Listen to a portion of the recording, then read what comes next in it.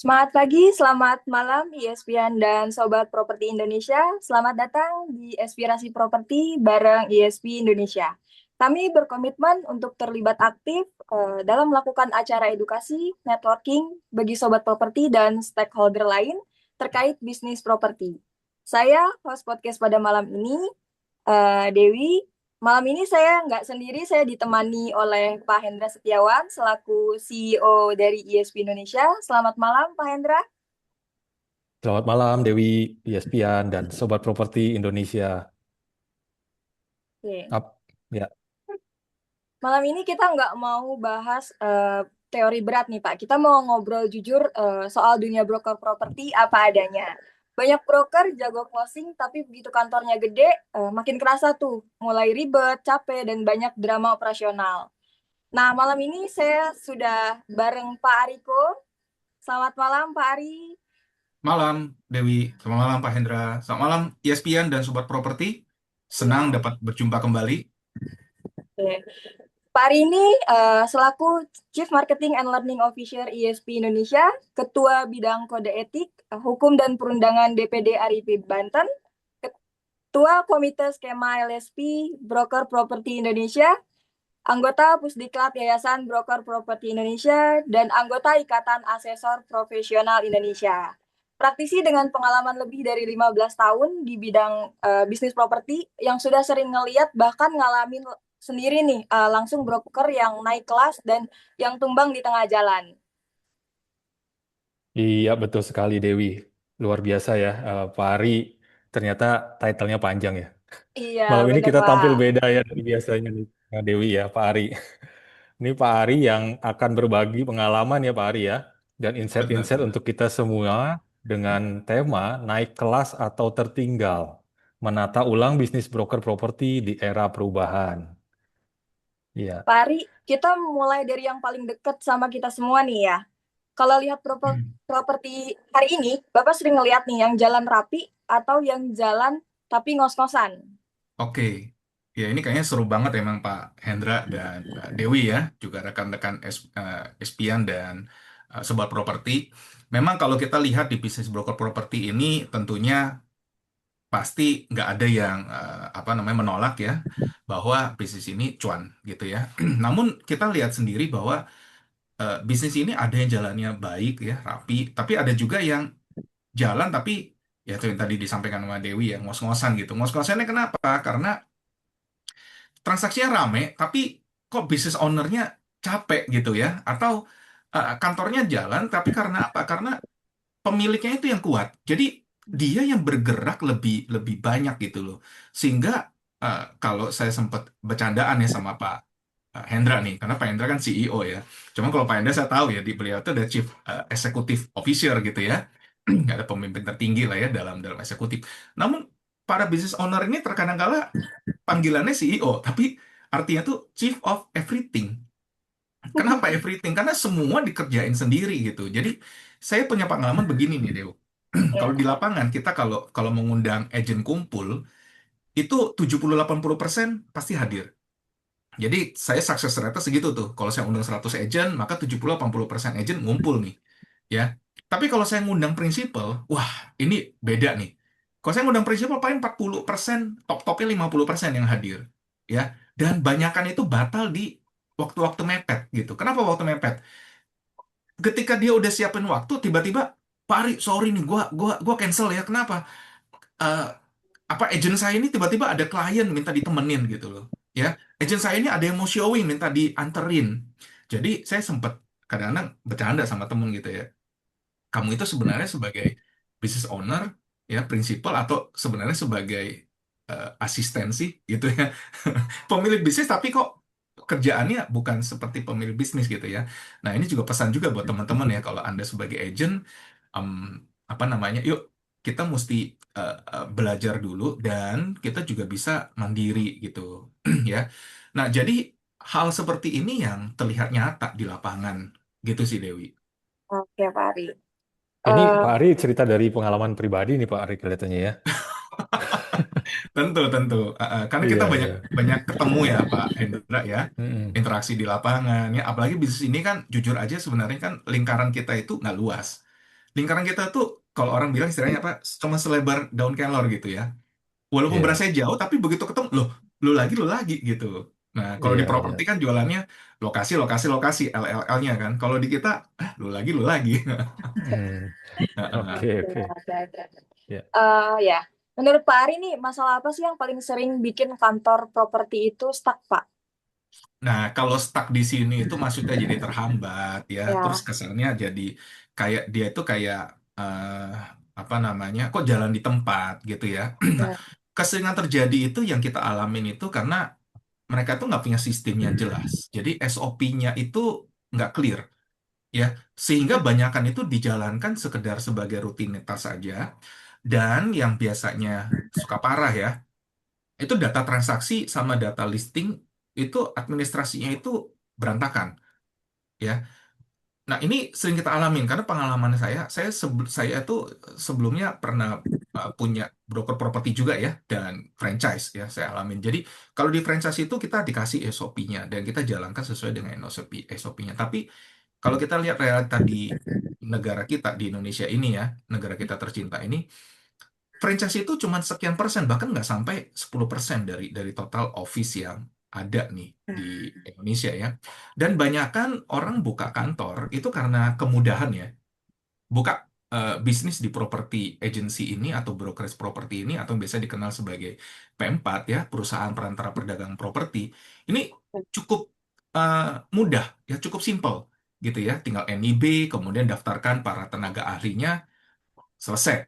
Ya, bahkan modalnya termasuk kecil ya. Jadi kalau ada yang buka kantornya proper ya mungkin buka kantornya itu bisa puluhan sampai ratusan juta ya.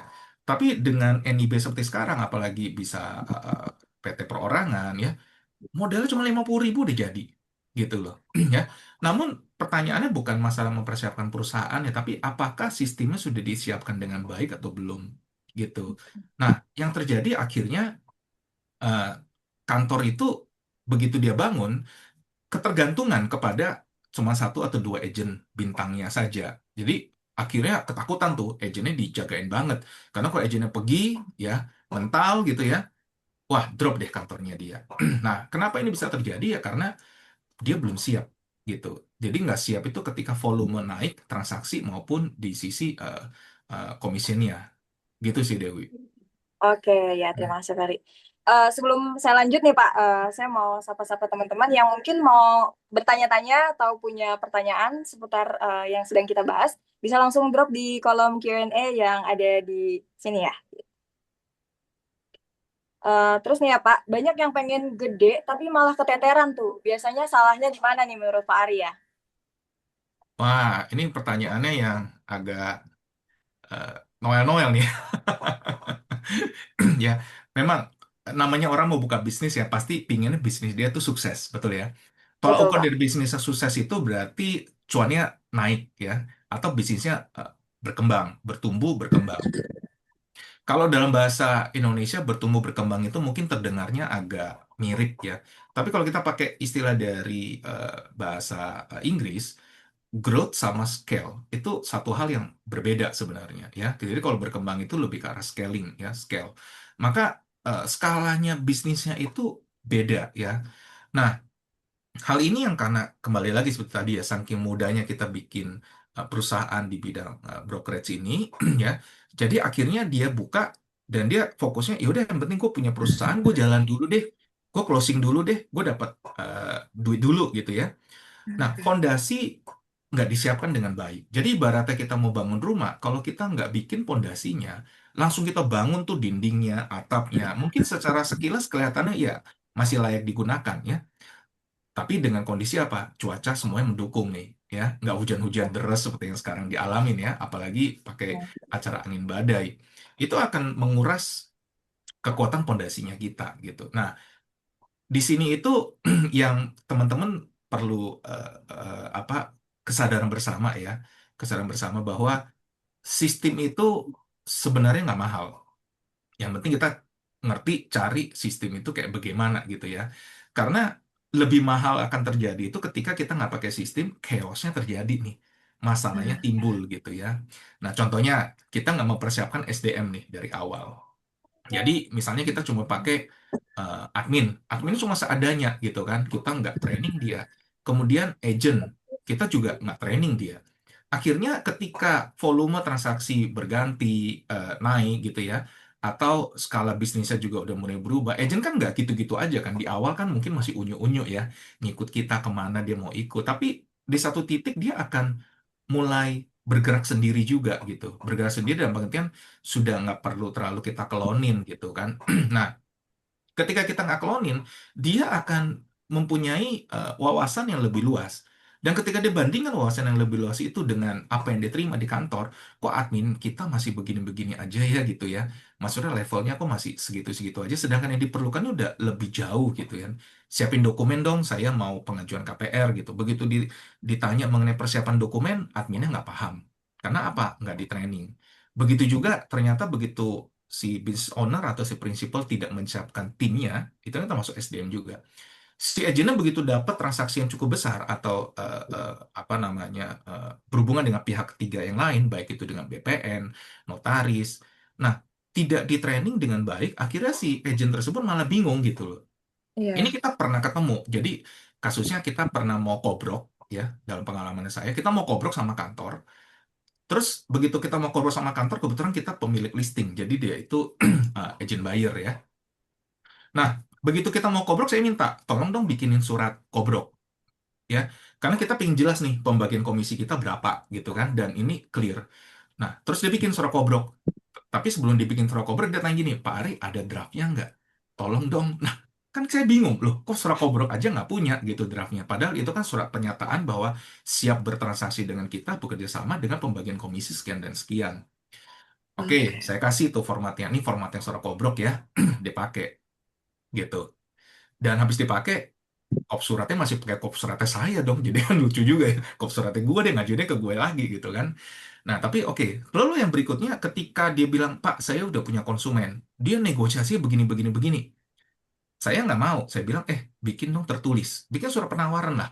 Jadi dengan ada Iya. surat penawaran tersebut, saya mewakili si buyer ngomongnya enak gitu kan. Kita bisa ngajuin ke buyer. Ini loh ada penawaran dari agent kantor ini yang mewakili konsumennya. Negonya gini, gini, gini, gini gitu. Karena kalau pakai WhatsApp kan pengalaman ya, berapa kali terjadi transaksi, ngomong WhatsApp, ngomong lisan, begitu hari H, ghosting tuh, hilang tuh ya. Atau dia one prestasi, berubah gitu kan, omongannya berbeda. Nah, begitu kita tanya, bikin surat penawaran dong, nanya lagi, surat penawaran tuh kayak gimana ya? Gitu. Karena apa? Pak, tolongin, karena gue tanya ke kantor gue, prinsipal gue juga nggak ngerti, Pak. Gitu loh.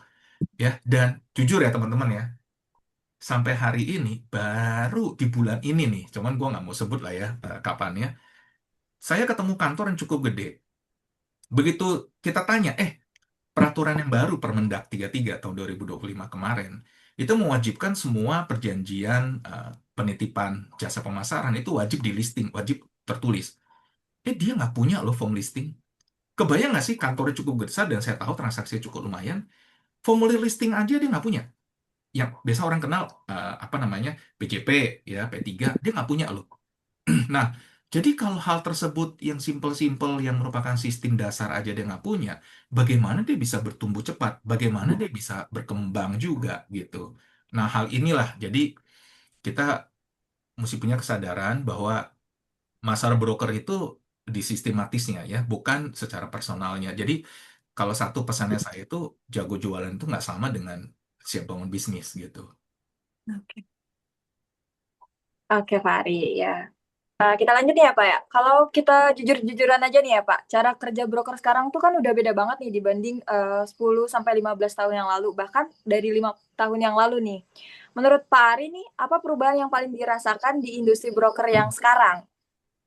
Nah, ini gue tertarik nih, apalagi kamu pakai acara ngomongnya 5 tahun yang terakhir lagi kan. Kebayang nggak sih 10 sama 15 tahun yang lalu itu nggak terlalu Mhm. signifikan ya. Kalau kita berkaca kembali ke dalam dalam sejarah perjalanan bisnis broker. Tapi tolak ukurnya justru di 5-6 tahun yang lalu tuh. Ingat nggak teman-teman ketika kita di masa COVID? Itu Oh, bukan hanya bisnis properti, seluruh bisnis di dunia itu jungkir balik semuanya. Ya, bahkan aplikasi yang sekarang kita pakai nih, Zoom, ini kan mulai dikenalnya ketika masa COVID nih. Sebelum ini mana ada yang kepikiran mau meeting online, betul nggak? Meeting online itu kayak sesuatu hal yang aneh gitu kan. Iya, nggak betul. umum. Ya, tapi kalau sekarang malah kebalik. Padahal lebih nyaman pakai meeting online daripada ketemuan gitu. Jadi di bisnis broker juga sama, ya. Penggunaan teknologi digital dulu itu nggak terlalu, ya. 10-15 tahun yang lalu kita mau iklan aja masih pakai apa iklan baris, ya. Ingat banget tuh gue itu Pos Kota lah ya, Warta Kota, Kompas ya. Paling rebutan tuh Kompas tuh, apalagi Kompas di hari apa tuh? Kamis kan? Nah, Kamis tuh bidang properti tuh, ya. Itu iklan barisnya bisa mahal banget tuh rebutannya ya. Dan kita kerjaannya itu datang koran, kita liatin tuh listing tuh. Gitu kan. Oh, listing kita udah tampil belum nih? Kamu tanggung jawaban nih kepada agennya kita. Nah, tapi berjalannya waktu sekarang udah mulai ke digital nih. Portal properti udah mulai lebih naik daun ya. Dulu tower properti itu datang ke kita itu saya mohon-mohon, ayo dong pakai dong gitu ya. Ini bisa ngasilin ini, mereka yang mohon. Sekarang kebalik, kita yang mohon. Mohon dong jangan naik melulu harganya gitu. Ya. Nah, jadi ini kondisi yang kita nggak bisa pungkiri ya, dan juga kita nggak bisa hindari. Lalu dari sisi perkembangan digital juga, dengan tingginya perkembangan digital, apalagi ada IG ya, kemudian ada YouTube ya, apalagi yang short-short tuh ya, yang nongol cepet-cepet tuh ya, TikTok apalagi tuh ya. Nah, itu banyak informasi yang bergeraknya cepat sekali ya penetrasinya. Sehingga konsumen juga jadi makin kritis. Konsumen itu juga jadi makin melek hukum loh. Makin ngerti apa yang mereka harusnya mendapatkan pelayanannya dari kita gitu ya. Lalu transaksi yang di lapangan juga beda ya. Sekarang transaksi itu lebih kompleks. Kalau dulu cuma jual beli kita urusan sama notaris selesai. Kalau sekarang ada cek ke BPN ya. Kemudian juga nanti ada pelaporan PPATK ya atas transaksi kita dan hal-hal yang lain gitu. Jadi broker itu udah nggak bisa cuman asal-asalan kerjanya ya.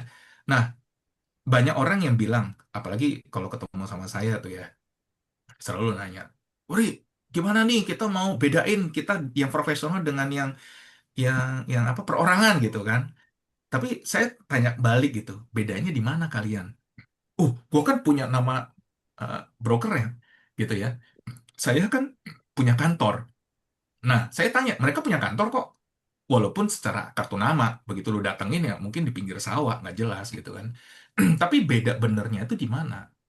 Nah, di sini profesional kita ini yang harus bisa tampil gitu ya.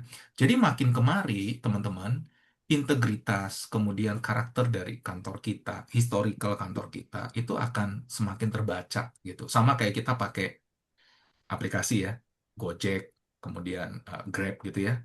Lihat kan, tiba-tiba kalau kita lagi panggil, yang nongol, drivernya bintangnya 3 dong. Apa yang terjadi, teman-teman? Coba penasaran gue. Lu tetap terima? Kalau udah bintang 3 sih, gue reject aja deh. Cancel dulu ya, Bang. Gue batal nih, gue lagi ganti alamat gitu kadang-kadang. Jadi Ya. kita jadi bisa menilai gitu kan, ini orang layak apa enggak. Karena kan kalau kayak drivers itu, kalau udah bintang 5 bagus, bintang 4 masih oke lah ya. Plus-plus lah. Tapi kalau udah bintang 3 kan berarti udah something wrong, it's happen gitu. Gitu. Ya. Oke, makin seru nih, makin menarik pembahasannya nih. Mungkin buat sobat properti yang mau bertanya, silakan tulis aja di kolom Q&A-nya ya. Oke. Regulasi sertifikasi sistem ini beban atau justru jadi penyelamat nih Pak Ari? Hmm. Nah, ini pertanyaan yang selalu eh, teman-teman nanya ya. Kayak telur sama ayam nih mana duluan gitu ya. Kalau jawabannya saya ini sebenarnya satu paket ya satu paket. Satu paket itu dampaknya kan begini teman-teman. Regulasi itu yang menjaga kita. Jadi jangan jangan dirasakan regulasi itu memberatkan kita dulu ya. Tapi tolak pikirnya itu begini dulu, regulasi itu menjaga kita, menjaga bisnis kita ini. Karena kalau bisnis kita ini bukan kita yang jagain, bukan pemerintah yang turun tangan juga, siapa lagi yang jaga, gitu kan? Ya. Nah, lalu yang dilindungin itu siapa? Ya kita secara profesi dan juga konsumennya kita. Jadi kita juga nggak bisa egois, nggak bisa kita cuma mau dijagain, tapi kita berlaku sewenang-wenang sama konsumen kita gitu kan. Jadi regulasi itu menjaga kita semua, sistem ini ya, broker rates dijaga, ya, kemudian konsumennya juga dijaga. Nah, dan juga meningkatkan trust ya. Jadi kalau saya bilang regulasi, sertifikasi dan sistem ini harusnya itu menjadi satu kewajiban ya Dan ini juga sebagai penyelamatnya kita. Karena kalau kita ikuti sertifikasinya dengan baik, sistemnya juga kita jalankan dengan baik, industri ini jadi rapih gitu. Ya, sebenarnya kalimat industri itu agak em, ke terlalu duluan diucapkan ya, karena ini masih kita bilang brokerage di Indonesia itu masih baru sekedar level bisnis nih, belum sampai ke industri ya. Kenapa saya bilang bro industri? Karena nggak kayak di luar ya, yang benar-benar itu pemerintah itu bahkan nggak terlalu banyak turut campur, tapi bisnis ini sudah berjalan, ada rambu-rambunya segala macam. Ya, contohnya seperti di luar negeri, seperti di Amerika maupun di Singapura, mereka sudah punya namanya MLS, ya, multi listing system, di mana broker itu kalau dia sudah terima data, itu dia posting di situ secara nasional. Jadi agent secara nasional bisa akses data itu juga. Nah, kalau di kita semuanya carinya ke portal-portal. Ya, saya nggak sebut lah ya, merek-merek portal kan banyak ya, tapi karena kita nggak diiklanin kan ya, teman-teman tahu lah apa yang dimaksud gitu kan. Ada yang R, ada yang L gitu ya. Nah, ah, itu yang terjadi. Jadi database itu simpang siur di luaran situ dan jadinya nggak jelas gitu kan. Nggak bisa terlalu dipertanggungjawabkan juga gitu. Nah, regulasi sertifikasi dan sistem ini yang menjaga kita menjadi rambu-rambunya kita supaya kita jalan itu di dalam rute yang benar. Begitu sih. Oke, Pak Ari. Tadi kan Pak Ari juga sempat singgung soal sistem ya, Pak ya. Nah, menurut Pak Ari ini resiko apa sih yang sering nggak disadari sama broker kalau masih pakai cara lama nih, Pak Ari? Hmm, pakai cara lama itu Ya, mungkin ini berkaitan ya. Oke. betul. Cara lama itu ya paling banyak terjadi itu pasti potensi besar di resiko hukum ya, baik itu hukum perdata maupun pidana gitu ya. Karena gini, kalau kita masih jalan cuman sesukanya kita ya, nggak pakai sistem gitu ya, cuman seadanya kita, tapi seadanya itu bukannya berarti eh, sistem minimalnya sudah kita penuhi gitu ya, tapi cuma seadanya benar-benar nggak tahu apa-apa karena nggak ada yang bimbing dan juga nggak niat buat cari coach ya, cari mentor atau cari bimbingan gitu ya. Nah, atau bahkan iklan dikit ya, Dewi ya. Mungkin di bisnis kita ini broker properti ini kita ada asosiasinya ya. Jadi Asosiasi Real Estate Broker Indonesia atau dikenal dengan AREBI. Itu merupakan satu-satunya asosiasi yang paling besar di Indonesia saat ini di bisnis broker properti dan itu diakui oleh pemerintah juga. Jadi banyak kolaborasinya. Nah, join dong di asosiasi gitu loh, supaya dapat update-update apa yang terjadi di sisi regulasi ya dan lain-lainnya. Karena kalau kita masih gerakin dengan cara-cara yang tidak relevan dengan saat ini, itu banyak sekali resikonya. Yang tadi ya, pertama resiko hukum, belum lagi nanti resiko sengketa, belum lagi nanti hilang kepercayaan dari konsumen ya. Dan cara kerja kita kalau kita tidak terstruktur, tidak punya sistem, yang tadi kita angkat misalnya listing aja nggak pakai formulir gitu kan ya, tapi di kantor heboh tuh yang tadi kita bilang tuh, oh, kantornya rame banget tapi ternyata nggak sistematis. Ada contoh ya, eh, berapa waktu yang lalu saya ketemu sama prinsipal juga. Terus dia lagi cari listing, Ri, gue posting ya, gue butuh barang ini, dia bilang gitu. Oke, kalau lu butuh barang ini kan berarti sebenarnya kan karena dia mewakili agent, sebagai agent buyer kan. Nah, saya bilang oke, nanti saya kenalin ya dengan teman kita yang ini yang punya listingnya gitu. Nah, lalu di hari yang lain lagi dia bilang, Rik, gue punya listing ini nih, pasarnya nih, agent gue lagi keren nih, dapat 10 listing mendadak rame. Saya tanya, dapat listingnya, prosedur udah bener nggak? Ini loh udah nih, di WhatsAppin semuanya gitu. Nah, begitu kita mau transaksi, nggak bisa dipertanggungjawabkan dong. Agentnya malah nanya, sebentar ya, saya konfirmasi dulu, masih ada barangnya apa enggak. Terus kita tanya, langsung ke ownernya kah? Bukan, ini dari agent yang lain. Teman-teman kebayang nggak? Kalau kita sebagai agent buyer, terus kita mau transaksi, terus kita mau kobrok sama agent listing, terus listingnya nggak bener, ya. Terus nanti begitu tidak transaksi, kita mau nagih komisinya sama siapa? Nagih ke kantor itu, karena kita kobrok, kantor itu kalau ternyata agentnya nggak bisa menagih ke ownernya, gimana? Prinsipalnya yang bayarin. Nah, ini kan jadi resiko hukum nih, ya. Iya. Resiko hukum tuh akhirnya terjadi itu. Dan ini benar terjadi kasus. Ya, saya di bidang hukum dan kode etik dan perundangan aja ada berapa kali kita bantu mediasi karena terjadi eh, perselisihan ya. Saya nggak sampai bilang sengketa karena untungnya belum sampai ke jalur hukum. Walaupun ada yang juga sampai ke jalur hukum. Jadi ada dua kantor kobrokan, tapi ternyata komisinya tidak clear ya. Komisi nggak clear itu dalam pengertian si agent buyer menagih komisi, si agent listing dia kesulitan. Kenapa? Karena agentnya nggak bisa menagih ke ownernya. Begitu dicek, ternyata formulirnya itu nggak clear ya perjanjiannya gitu loh. Bahkan si ownernya bilang, loh kan lu bantuin gue jualan, gue udah kansia sama lu, udah terima kasih sama lu, gue kasih lo angpau aja kan udah cukup gitu kan. Ya tapi kan masalahnya bukan dia yang kerja sendiri, dia harus kobrok sama kantor yang lain. Kantor yang lain memang mau, angpau lu mana, yuk kita robek belah dua gitu. Nggak mungkin. Nah itu akhirnya jadi sengketa ya, dan akhirnya kita mediasi. Dan dari media tersebut kita kasih pengertian dan agent tersebut juga ditemani oleh prinsipalnya memberikan pengertian ya. Untungnya si ownernya masih tahu diri gitu ya. Tapi ada kasus juga yang lain ya, ada kasus juga yang lain. Transaksinya sudah terjadi, si agentnya udah kerja, semuanya udah ikut, komisi nggak dibayarkan. Ngeyel, karena mentang-mentang sudah terima duit, unitnya sudah laku, orangnya udah siap-siap mau kabur karena dia jual propertinya, dia mau pindah ke luar kota gitu. Tapi untungnya kantor yang ini cepet tuh, dia langsung lapor ke kita minta tolong. Nah, baik bidang hukum kita turun ya dari pusat. Nah, kita bantu dengan biro hukumnya kita gitu ya. Akhirnya kita somasi dan lumayan tuh duitnya balik ya. Itu pemiliknya itu mobilnya sampai 3 mobil di kita sita tuh untuk menjaga komisi tersebut gitu. Nah, jadi teman-teman, kalau kita kerja hanya pakai cara lama yang cuman sekadarnya ya, apalagi yang asal-asalan, resiko-resiko ini tinggi teman-teman. Teman-teman ingat bahwa kita kerja itu nggak cuma sendiri. Anda transaksi itu akan lebih besar kok, lebih besar potensi itu ketika kita kobrok. Baik kobrok dalam internal kantor maupun kobrok dengan eksternal kantor. Ya, belum lagi nanti hilang kepercayaan klien loh. Kita jual satu properti ternyata surat menyuratnya nggak clear. Ya, itu sempat kejadian tuh. Ya, ada kantor yang jual ngelisting, untungnya yang agent bayarnya si prinsipalnya. Begitu mau transaksi, si ownernya ternyata suratnya itu nggak pegang di tangan. Suratnya itu ternyata di sekolahan, tapi dia nggak ngaku dari awal.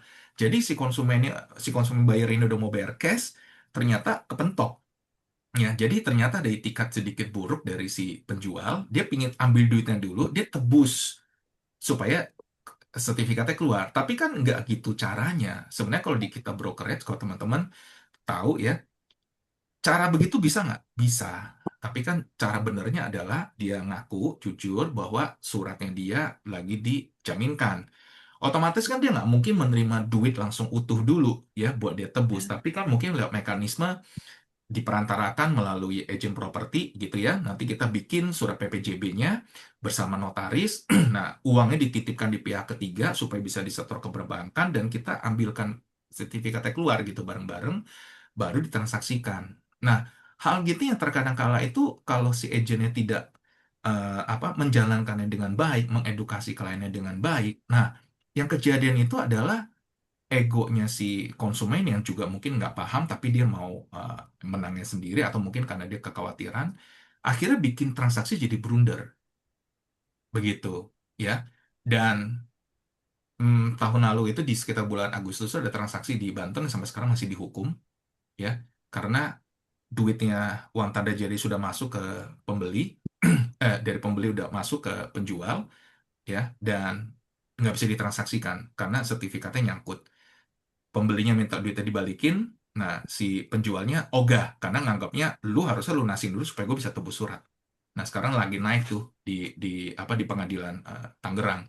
Jadi teman-teman jangan sampai ngalamin hal ini ya, gitu. Oke.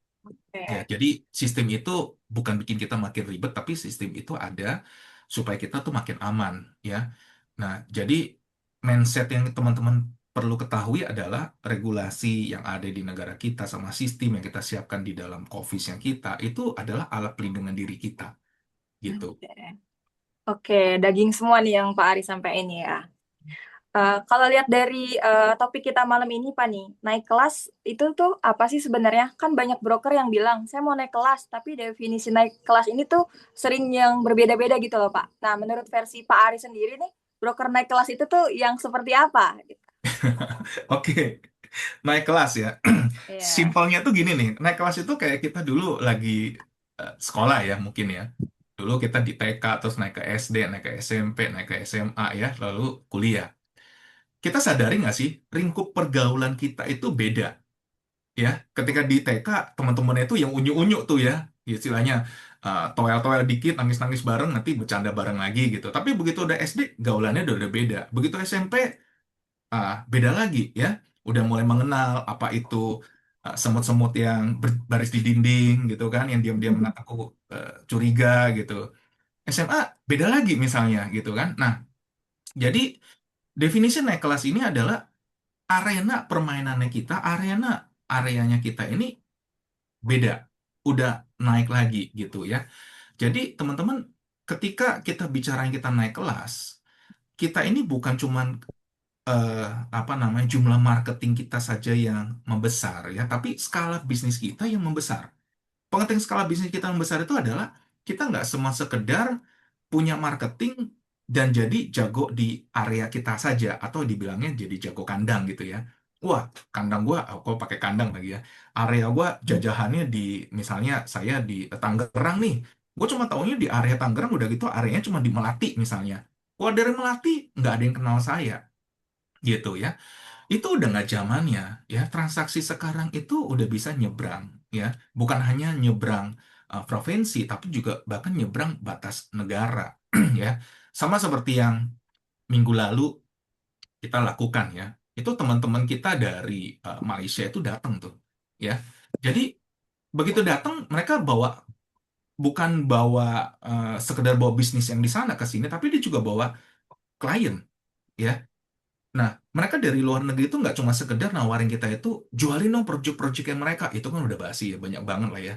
Ada bikin WhatsApp group, oh jadi agent internasional, tapi tujuannya apa? Ujung-ujungnya kita cuma jadi sekedar penjual produk yang di sana gitu ya. Tapi yang dimaksud di sini itu kita nggak cuman sebatas sebagai penjual saja ya, yang di sana. Tapi kita juga bisa menghandling ya klien yang dari overseas, dari luar negeri juga gitu. Ya, seperti minggu lalu ada tamu kita datang, makanya kemarin kita ada session transaksi yang global ya, agent guru global dengan Bu Amini. Nah, beliau datang dari Malaysia ke sini karena ada konsumen yang mau beli properti di sini. Ya, kebetulan konsumennya itu dari negara Cina, dia transaksi dengan beliau di Malaysia untuk lahan industrial. Sesudah itu dia tanya sama si rekan kita ini, saya juga mau beli loh di Indonesia. Apa yang dijawab? Oh, tenang, bisa. Lu mau di mana? Gitu. Ya. Jadi eh, kesannya kayak kita paling banyak kita kenal apa? Palu Gada ya, teman-teman pasti tahu ya Palu Gada. Apa lu mau? Gua Kalau mau adain gue gitu ada. ya. Betul. Nah, tapi itu kan bukan cuma sekedar omongan kosong, ya. Karena begitu dia menyambut bisa, dia sudah tahu kepada siapa dia akan mencari. Jadi dia langsung kontak tuh ke kita di Indonesia. ISP Indonesia, tolong dong kita punya konsumen gini gini gini gini, kamu punya channel nggak? Nah kita langsung cari ya, kita kenalin, oh ada nih, ada kantor kita di sini yang memang punya jalur ke sini gitu, langsung kita uh, konekkan ya. Akhirnya mereka Zoom dan nggak butuh waktu lama, minggu lalu aja orangnya sudah datang tuh, buyernya sekali datang aja rombongan ya, dan itu di services tuh oleh orang sini. Karena kan kita tuan rumah ya, jadi kita tahu regulasi di Indonesia, ya perundangan di Indonesia, gitu kan, tata caranya juga. Jadi kita yang services dan kita yang handling mereka. Begitu juga sebaliknya, jadi hubungan itu akan jadi imbal balik. Nah, teman-teman masih main di lokal, area Anda doang, atau udah siap nih main dengan skala lebih besar? Karena saya tahu nih, yang hadir di sini nih, ya, ada yang sudah mainnya di daerah Bogor situ ya, sudah skalanya mulai nasional, mulai internasional ya, karena yang di handling ini kliennya dari luar negeri gitu ya. Ada Pak Wido nih dari Yobolen nih ya, kliennya sudah dari luar negeri nih yang lagi ditanganin sekarang gitu. Jadi yes, kita harus naik kelas ya, jangan cuma sekedar transaksi lokal saja. Lokal ini penting, tapi kita juga harus siap untuk kembangkan sayap gitu ya. Gitu Oke. sih. Nah, supaya bisa terjadi hal tersebut, ownernya, si prinsipalnya ini, atau lebih tepatnya kalau saya sebut itu business owner ya, karena business owner ini nggak selalu sebagai prinsipal ya, prinsipal itu bisa sebagai orang yang ditunjuk untuk mengoperasikan. Nah, owner ini, Anda sebagai pemilik bisnis, sebenarnya yang Anda perlu lakukan itu adalah fokus energi Anda untuk strategik ya. Jadi bukan operasional harian gitu, apalagi jadi supir gitu. Kalau jadi supir sebenarnya ada aplikasi Grab ya, lu suruh naik Grab aja gitu kan, atau Gojek gitu ya.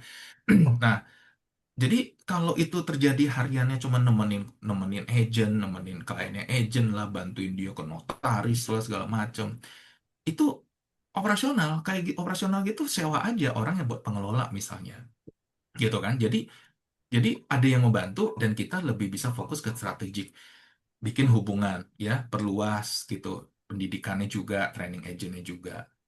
Begitu sih bagi teman-teman ya. Oke. Pertanyaan selanjutnya masih berhubungan nih Pak Ari nih sama yang sebelum-sebelumnya nih. Menurut Pak Ari nih, apa sih bedanya kantor yang kelihatannya rame sama yang benar-benar siap buat bertumbuh nih Pak nih, buat tumbuh gitu. Ya, kalau kita lihat kantor rame itu kita harus lihat lebih dalam lagi nih Dewi. Ya, apakah ramenya itu terstruktur, ya, terukur, atau rame tapi nggak jelas ya. Rame itu dalam pengertian nggak terukur dan nggak terstruktur gitu. Kalau kategori kantor yang siap tumbuh, itu kan berarti sistemnya udah jelas. Sistem itu berarti kita bicara alur kerja atau SOP, itu udah jelas. Pembukuannya dia, administrasinya, itu jelas, gitu kan. Terus kemudian ketika dia berurusan dengan para agent-agentnya, agent itu nggak sekedar cuma lu jadikan mesin buat jualan loh. Banyak yang salah paham. Gue buka kantor properti, lu bergabung sebagai agent di saya, udah lu jualan aja gitu. Nggak segitu. Kalau kayak begitu, agentnya nggak akan setia sama kita. Hari ini dia jualan sama kita, kantornya besok dia ngeliat, ih, di sana servisnya kalau sama Pak Ari nih diajakinnya cuma makan nasi campur nih gitu. Di sono diajakinnya udah pakai nasi goreng gila gitu kan. Nah, dia mau cicipin nasi goreng gila, dia pindah kantor gitu kan. Tapi kalau kita punya sistem yang jelas, mulai dari rekrutmen, ya. Kemudian sesudah kita rekrutmen, terus kita juga punya sistem, ya, sistematisnya kita. Lalu kita ada support sistemnya juga di situ. Nah, kemudian kita juga berikan training segala macam, ya, baik itu training, mentoring, coaching, ya. Ngomong-ngomong, tiga hal ini teman-teman tahu kan bedanya kan, ya. Jangan dianggapnya sama semua loh ya. Kalau saya bilang simpelnya gini, training itu orangnya baru nggak ngerti apa-apa kita kasih tahu itu training gitu ya. Tapi kalau mentoring ya itu kita melakukan dia juga sambil melihat menjalankan ya, karena di mentoring itu ada apa namanya partisipasi bersamanya gitu. Tapi kalau coaching dia yang jalanin, kita yang mengarahkan gitu. Nah, namanya orang nggak ngerti apa-apa sama kayak anak kecil kayak di TK, nggak mungkin lu kasihnya mentoring atau apalagi coaching gitu kan. Tapi yang pasti lo akan kasihnya training gitu karena lebih bersifat searah gitu. Nah, sesudah training mulailah kita mentoring. Mentoring itu porsi tahapannya itu saya jalankan, kamu lihat ya. Nah, kemudian kamu jalankan eh, apa namanya bersama nih gitu kan. Mulai ikutan. Lalu yang terakhir itu kamu yang jalanin, gue yang ngeliatin gitu. Nah, itu bagian-bagian step dari mentoring ya, supaya orang tersebut bisa bertumbuh itu dengan track yang benar gitu. Nah, hal ini kan yang harus disiapkan. Dan kemudian apakah ada pembicaraan target nggak? Ini sekarang nih bulan Januari nih, awal tahun nih ya. Bisnis itu harusnya dimulai nih. Pembuatan target itu harusnya dilakukan di akhir tahun kemarin, di Desember. Jadi ketika kita bahas, setahun ini pencapaian kamu udah berapa nih? Tahun depan mau dapat target apa?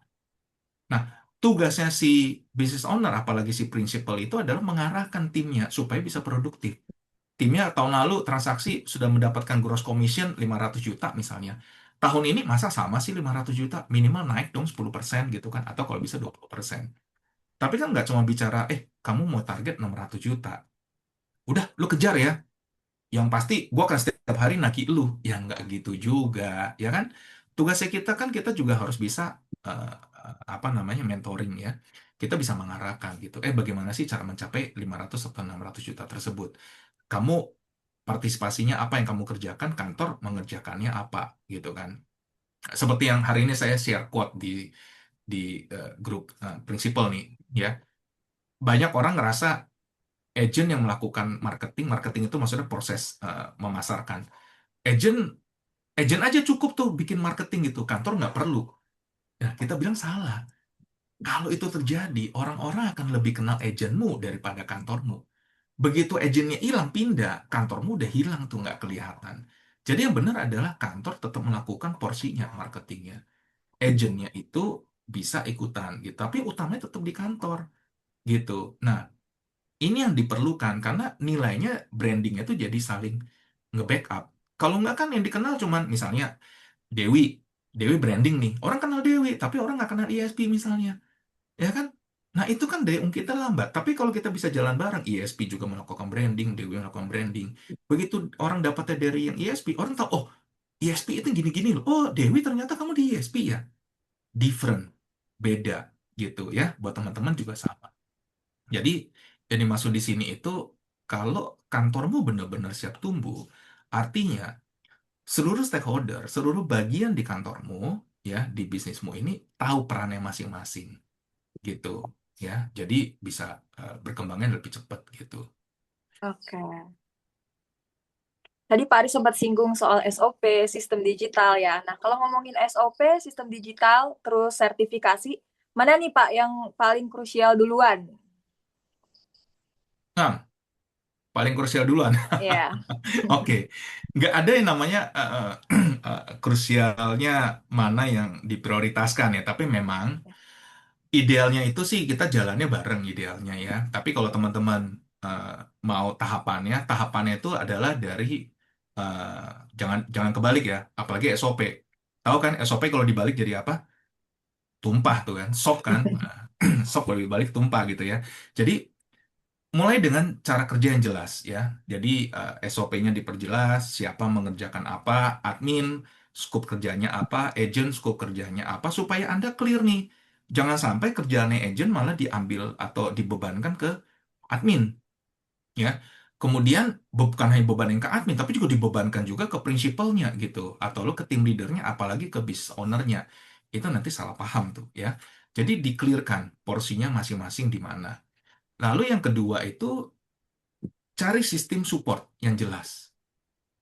Sis- Sistem support yang jelas ini kita nggak bicara sekedar software atau aplikasi, ya.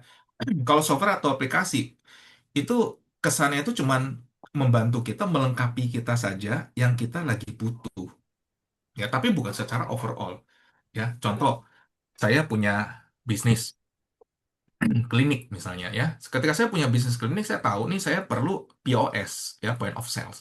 Maka saya mencari aplikasi untuk point of sales ya. Itu istilahnya aplikasi kasir lah gitu.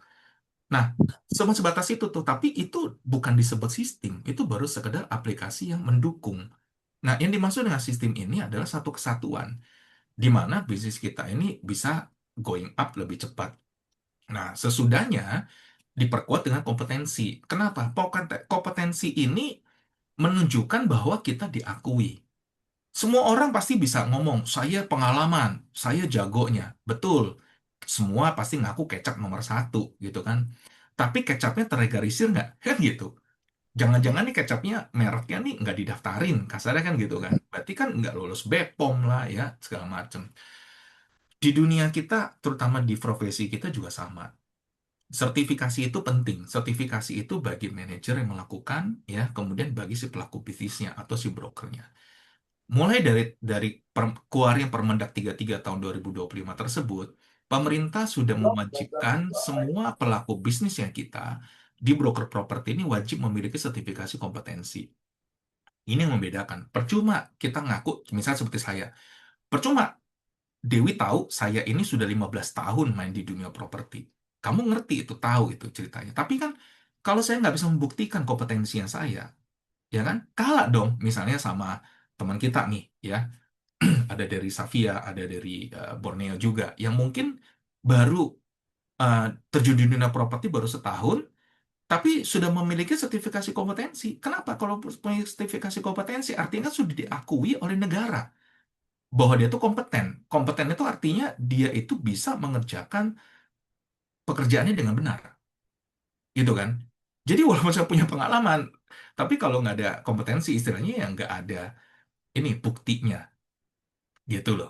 Ya, jadi teman-teman SOP sistem digital sertifikasi itu perlu kita atur ya dan perlu teman-teman lengkapi. Tapi jangan tunggu sempurna dulu baru mulai ya seperti kata pepatah ya, just do it gitu kan. Ayo jalanin gitu. Tapi kalau mau do it bingung gitu kan, yuk kontak kita gitu kan. Kita bisa diskusi lah. Oke. Ya, Pak Ari, mumpung lagi bahas Yes. sertifikasi nih, kebetulan ada pertanyaan dari Pak Kasmuri atau Oh, dari oke. Kasmuri Properti ya. Oke. Perlu nggak Pak? Halo Pak Kasmuri. Ya, Dari Jawa perlu Tengah nih ya. kelihatannya ya Pak. Perlu nggak Pak sertifikasi profesi untuk semua marketing saat ini? Jawabannya bukan perlu atau tidaknya. Jawabannya itu adalah Permendak sekarang sudah mewajibkan seluruh pelaku eh, perantara perdagangan properti memiliki sertifikasi. Ya, jadi jawabannya itu finalnya. Ya, nah memang dalam penerapannya dari Permendak tersebut dari Kementerian Perdagangan karena bisnis kita ini berada di bawah Kementerian Perdagangan. Ya, Kementerian Perdagangan di Permendak tersebut mencantumkan kita diberikan batas waktu untuk menyesuaikan diri gitu ya. Jadi batas waktu menyesuaikan diri itu maksudnya gini loh. Ini peraturan yang sudah berlaku ya dari dari tanggal 5 Oktober kemarin ya. 5 Oktober tersebut sudah terbit dan kita punya waktu sampai 5 Oktober tahun ini ya. Tapi bukan berarti teman-teman nyantai-nyantai nanti 5 Oktober baru jalankan ya.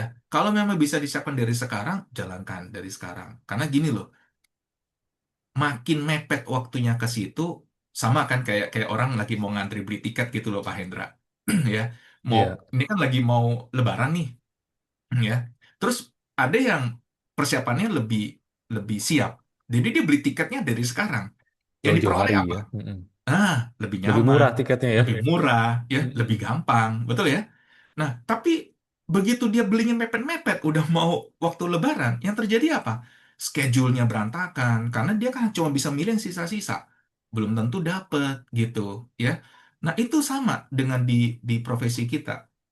LSP Broker Property saat ini kita lagi mempersiapkan diri ya dan sebentar lagi kita lagi penyesuaian karena untuk uji sertifikasi kompetensi itu jika tidak ada halangan mungkin di Februari ya kurang lebih atau di Maret ya paling cepat di Februari itu kita sudah bisa lakukan. Tapi pertanyaannya teman-teman sertifikat trainingnya itu sudah sesuai belum? Gitu. Sudah yang 24 unit belum sesuai SKKN yang baru 237. Jangan-jangan masih yang 17 unit gitu. Nah, kalau 17 unit nggak bisa ikut uji kompetensi. Gitu, Pak Hendra. Jadi harus ada penyesuaian atau istilahnya ada training tambahan, akselerasi. Nah, supaya bisa ikut training tersebut. Jadi, teman-teman nanti ngintip, ngintip lagi ya sertifikat training yang teman-teman miliki, coba lihat di baliknya berapa unit kompetensinya. Kalau masih 17, ada upgrading gitu, baru ikut sertifikasi gitu. Dan saran saya, jangan tunggu mepet ke Oktober. Ya, biasanya tuh kalau udah setengah jalan tuh pemerintah udah mulai tuh cakar-cakarnya udah mulai keluar gitu kan. Jangan sampai Anda cakarnya yang kegaruk nih. Ya lumayan tuh ya kalau udah kena gitu. Nanti Gitu kalau sih mepet Pak Hendra. mepet ke Oktober, naik nggak harga sertifikasinya Pak Ari? Kayak beli tiket. Ah, saya nggak berani bicara itu Pak, karena Bercanda saya Pak, bukan bercanda. betul. Pertama bukan di bidangnya ya. Itu tuh ada bagian ada Pak Direktur Pak. Jadi kita nanti bisa undang Pak Direktur dari LSP untuk bahas itu ya Pak ya. Iya, iya, iya. Tapi kalau saya bicaranya begini. eh, itu mungkin terjadi karena kan hukum ekonomi ya Pak Hendra ya. Makin Ma- permintaan tinggi kan harusnya harga naik dong ya. Makin langka harganya naik gitu ya. Nanti kalau orang Betul. sudah berebut jadi naik. Ya, teman, maksudnya gini, kita nggak usah pusingin atau nggak usah mikirin harga naik apa tidak. Tapi kita pikirnya gini lah, semakin mepet waktunya, nanti Anda akan semakin susah untuk mendapatkan jadwal ujinya. Gitu. Ya, Kebayang nggak sih, bisnis kita ini secara data di Kementerian Perdagangan, bisnis yang bergerak di bidang broker properti ini itu ada lebih dari 48.000 perusahaan yang terdaftar. anggap cuma setengahnya saja yang aktif, setengahnya itu habis Anda bikin perusahaan terus mati suri gitu. Dari setengahnya berarti 24.000. 24.000 yang join di RAB itu baru 1.400 kantor. Ya, jadi potensinya masih banyak tuh. Nah, saya nggak bahas yang di luar RAB lah, karena datanya simpang siur. Tapi kalau 1.400 kantor yang ada yang gabung di sebagai anggota RAB ini, masing-masing kantor, agentnya 10 orang aja. Artinya itu ada 14.000 agent tuh yang akan disertifikasi. Kebayang nggak sih menuju ke bulan Oktober itu kurang lebih cuma tinggal 8-9 bulan, ya kan? Mepet tuh. Dibagi, berarti 1 bulannya itu LSP harus menguji sekitar 1.200. Asesornya baru 19 saat ini, Mbak. Keteteran, gitu loh. Jadi, yuk nanti begitu dibuka, yang bisa duluan, duluan lah, gitu. Jangan nunggu mepet. Oke, ini sekalian ada pertanyaan sambungan nih Pak, dari Pak Kasmuri lagi. Untuk Oke. sertifikasi profesi perwakilan, untuk sertifikasi profesi, perwakilan per kantor, atau untuk semua marketing. Nah, ini Saya rasa sekali tadi lagi. udah dijawab ya Pak ya, wajib Betul, untuk setiap marketing ya. betul. Jadi, secara peraturan, semua pelaku perantara perdagangan properti, artinya semua agent ya, atau marketing, itu wajib. Kantor itu wajib minimal 1 orang sebagai manajernya. Ya, artinya apa? Si prinsipal itu wajib memiliki sertifikasi kompetensi yang SKKNI-nya level 7, Pak.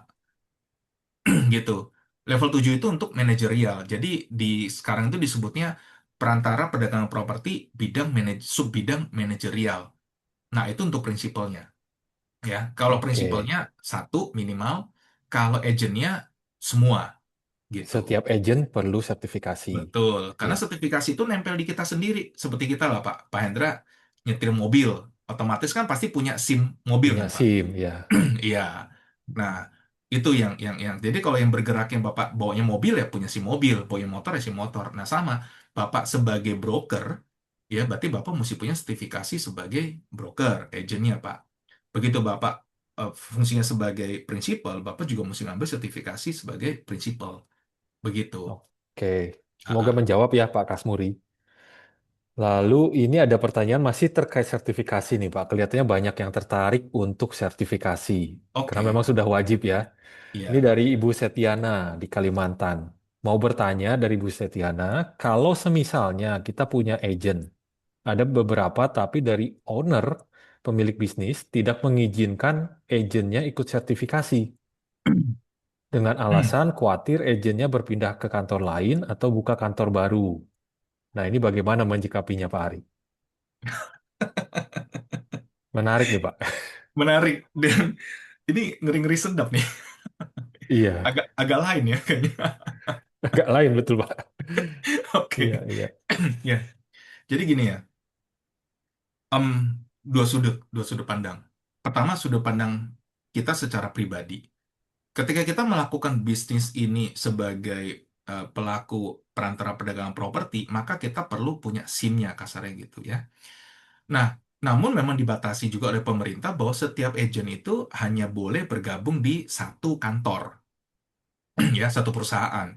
Karena agent tersebut juga akan didaftarkan tuh di dalam OSS untuk di kantor tersebut atau PT tersebut gitu. Nah, kalau urusannya dia dilarang atau dibatasi supaya dia jangan pindah atau takut dia move, kalau saya bicaranya begini, sama seperti kita berhubungan ya, Pak Hendra ya. Kalau namanya bisnis itu kan mirip kayak kita lagi cari jodoh ya, Pak Hendra ya.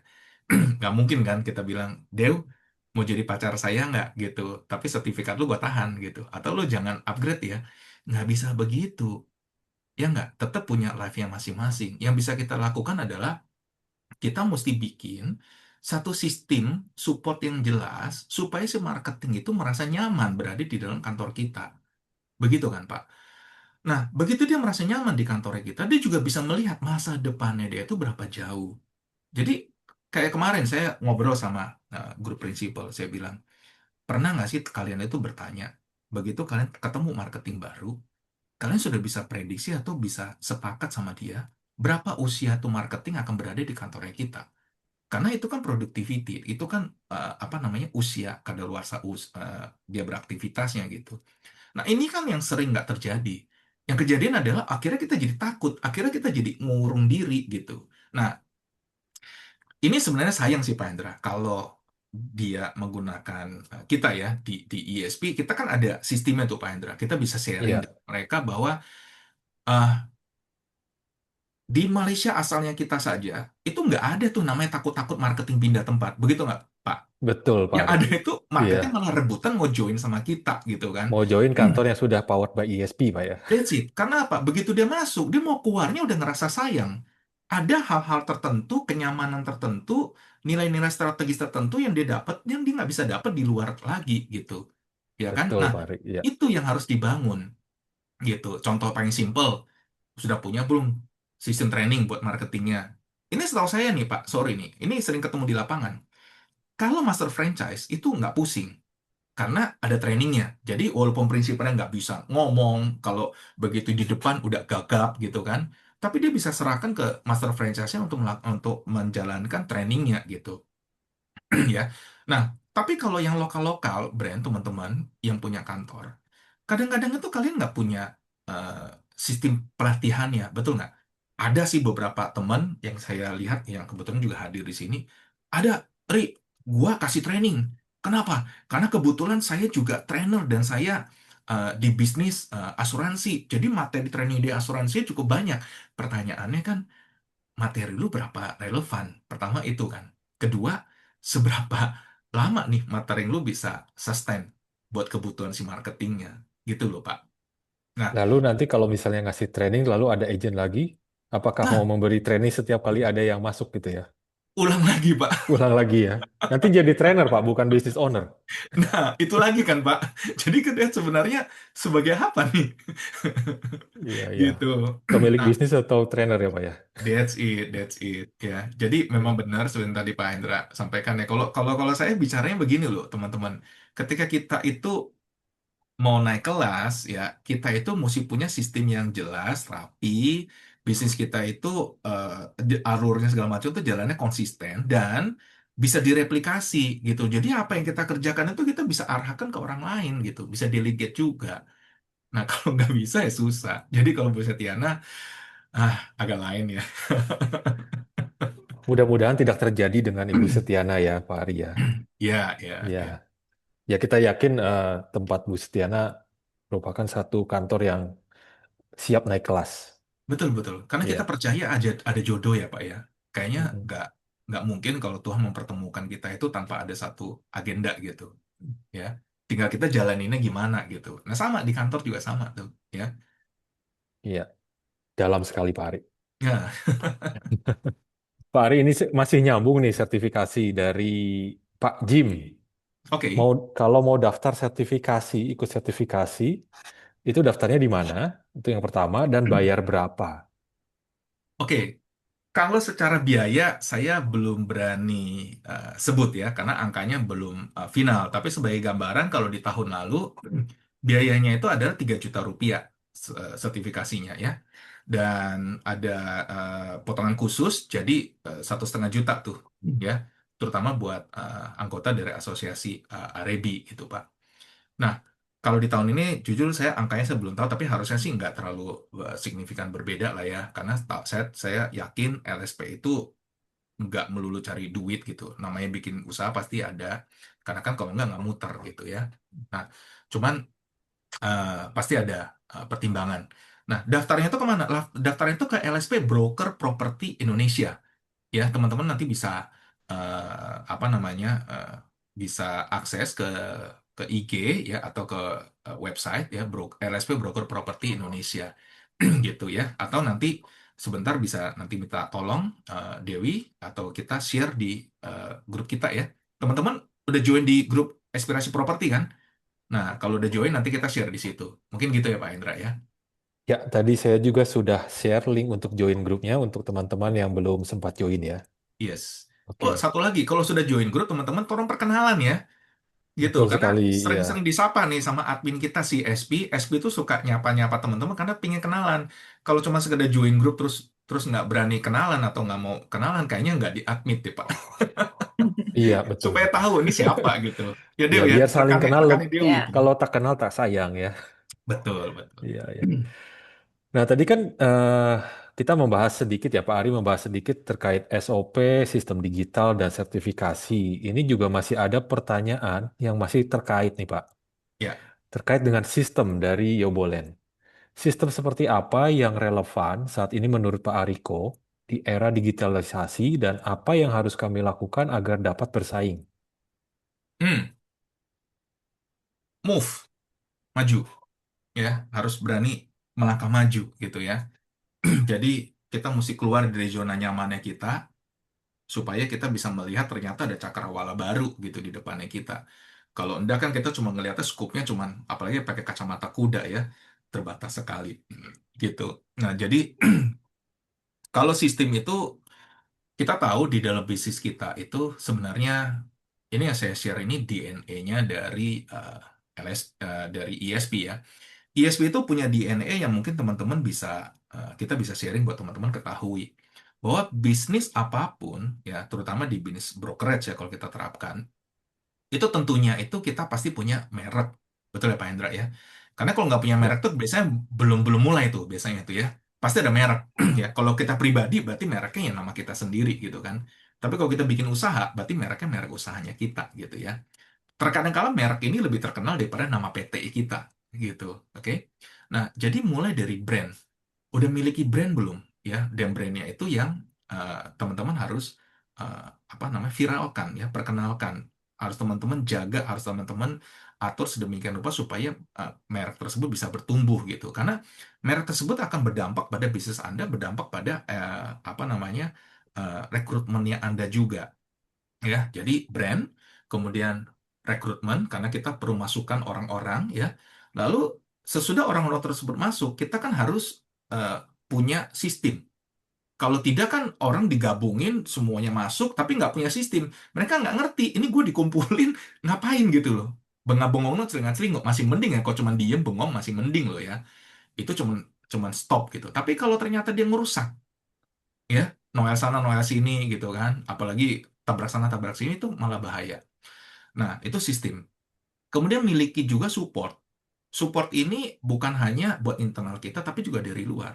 Terkadang kala prinsipal atau business owner itu mereka eh, berusaha sedemikian rupa menjaga, mendidik, membina para bawahannya. Tapi dia sendiri juga exhausted, kelelahan, Pak. Karena nggak ada yang ya, nge-backup mereka gitu loh. Nggak ada yang ngingetin mereka gitu. Nah, support system ini yang perlu dan penting. Nah, selalu sesudah itu juga diperlukan lagi itu adalah retensi ya, karena namanya rekrutmen tanpa ada sistem yang jelas, training dan lain-lainnya, itu ujungnya retentionnya pasti rendah gitu. Retensi itu bagaimana rekrutnya kita itu bisa bertahan ya, seperti Anda gabung misalnya di kantor teman-teman sekarang, apa yang bisa bikin Anda bertahan saat ini? Apakah karena share komisinya besar? Enggak loh. Banyak saya ketemu agen-agen yang sukses justru yang share komisinya nggak yang terlalu wow besar karena mereka tahu diri juga ada porsi kantor yang mereka harus berbagi gitu kan. Kalau semuanya mau menang sendiri, maunya share komisi gede, kantornya mati, akhirnya komisi lu juga hilang ya. Ini sering terjadi, yang saya pernah ketemu ada kantor yang menjanjikan share-nya gede-gede ya, bahkan besar banget ya, 90 sampai 100%, bahkan ada yang 110%. Tapi di ujung berapa bulan kemudian saya ketemu marketingnya curhat. Saya bilang, wah kongres dong ya, komisi lu udah cair. Share lu gede lagi. Wah bisa traktir gua nih, nggak cuma semangkok bakso nih. Wah, udah bisa upgrade dikit nih jadi soto.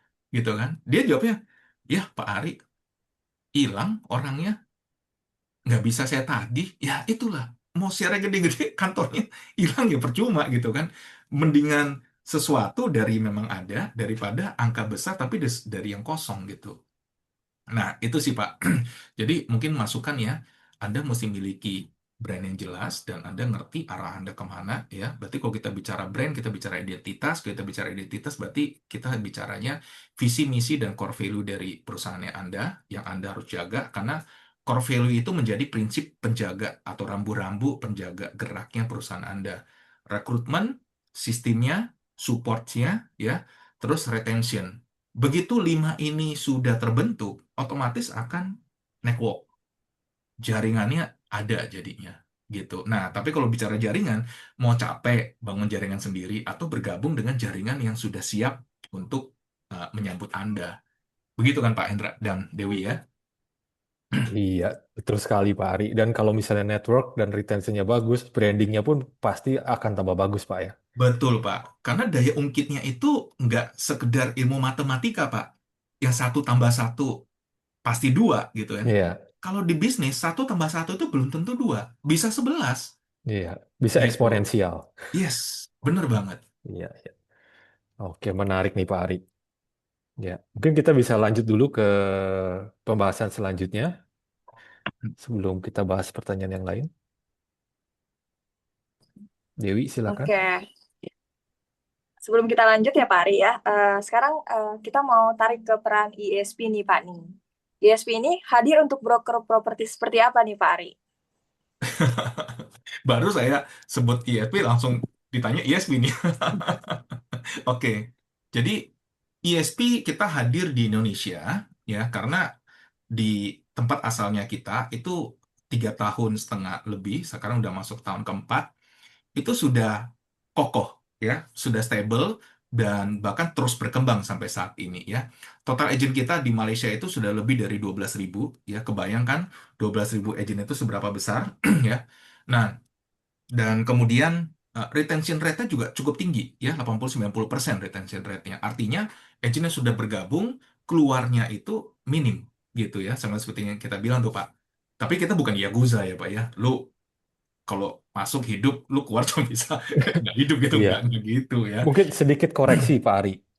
Itu bukan agent ESP ya, tapi agent yang menggunakan ESP ya. Betul, Tapi betul. agentnya adalah agent yang bergabung dengan kantor-kantor broker yang menggunakan ESP, powered by Betul. ESP.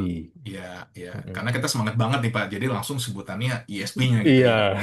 nanti Ah, ada ah. yang protes, Pak. Ya, ya. Jadi sekaligus kita luruskan bahwa ESP itu adalah Estate Solution Platform, teman-teman ya. Estate Solution Platform kita ini adalah B2B, business to business ya. Kita adalah business to business yang mensupport kantor Anda, ya bisnis Anda supaya dapat berkembang. Gitu. Jadi kita ini bukan software, ya. Kita ini bukan software house, ya. Kita juga bukan franchise, ya. Karena itu teman-teman kalau join sama kita itu nggak ada biaya apapun, ya, nggak ada franchise fee, nggak ada subscription fee, nggak ada entry fee gitu ya. Bahkan nggak perlu traktir-traktir saya juga buat masuk gitu ya. Nah, langsung aja simple, tinggal pakai.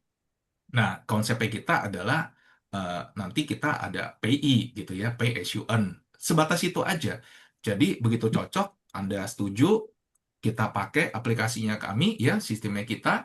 Terus kita akan onboarding kantor Anda, siapkan semua dalam aplikasi. Kemudian go on ya. Go on, udah tinggal pakai aja. Begitu pakai, dapat hasil, baru kita berbagi. Sesimpel itu. Nah, seperti tadi ditanyakan, sasaran kita itu broker yang seperti apa sih? Memang nggak semua kita cocok ya. Tapi yang pasti gini, saya sebagai Chief of Marketing, kita itu mentargetkan itu adalah kantor-kantor yang memang mau bertumbuh dan berkembang. Ya, jadi dua, dua, dua kata kunci, growth dan scale. Jadi kalau kantor yang ngerasa, Ri, kantor gue udah cukup bagus nih, cuma gue nggak punya sistem, gue mau pakai ESP dong supaya mensupport kantor gue, supaya ada sistem aja. Hanya sebatas itu, kita bilang nggak cocok nih. Bukan target utama kita, ya. Nah, target utama kita itu adalah kantornya memang mau, sekarang marketing gue 5 nih, atau 10 nih. Gue pingin marketing gue itu 100, bahkan lebih gitu. Nah, itu yang kita mau. Atau, kantor gua sekarang satu nih.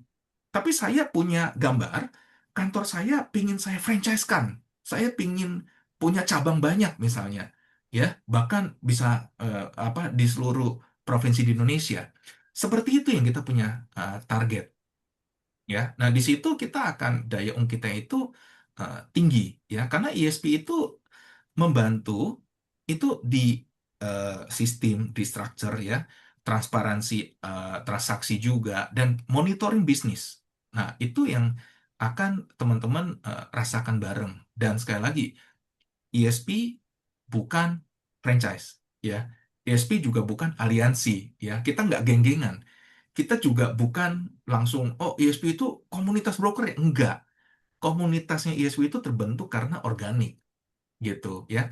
Jadi ISP itu murni adalah B2B, business to business. Anda punya bisnis, mau dilengkapin gitu ya, mau di power up, yuk gitu. Baru itu kita masuk. Begitu sih, Dewi. Dewi masih mute? Oke, biar Ya, grow-nya tuh bareng-bareng gitu ya, Pak ya. Betul dong. betul ya. Oke. Oke, kita lanjut nih, Pak. Kenapa sih digital system itu penting tuh, Pak? Bukan cuma sekedar gaya aja.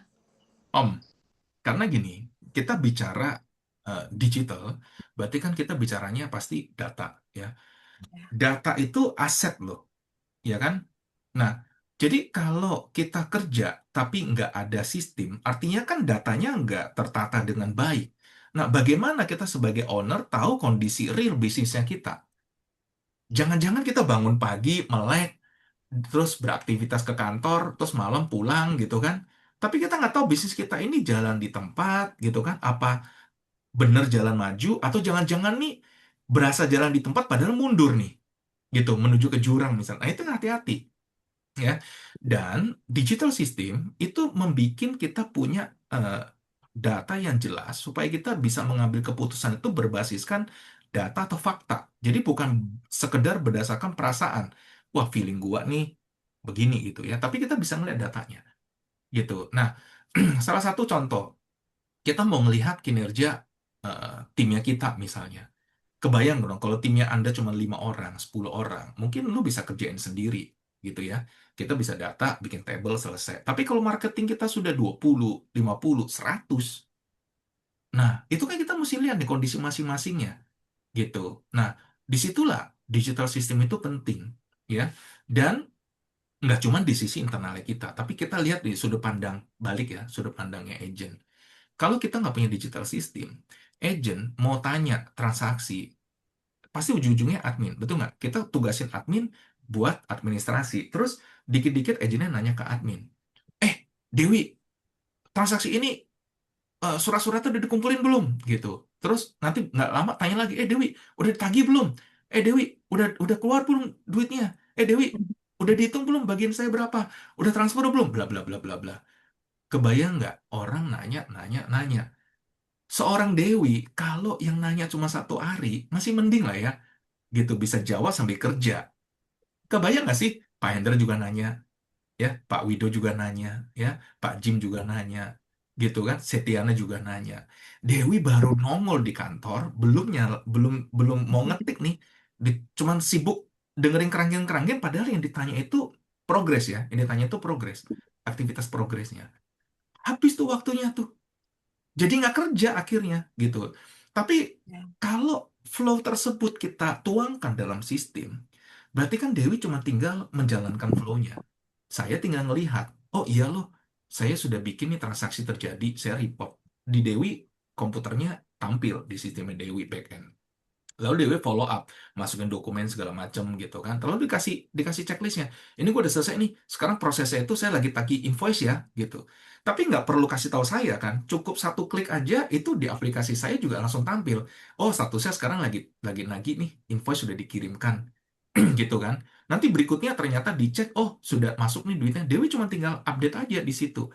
Oh, statusnya sekarang sudah masuk nih duitnya. Nah, sehingga yang terjadi adalah teman-teman, kita bekerja berdasarkan sistem, akhirnya interaksi kita itu kan jadi minim banget.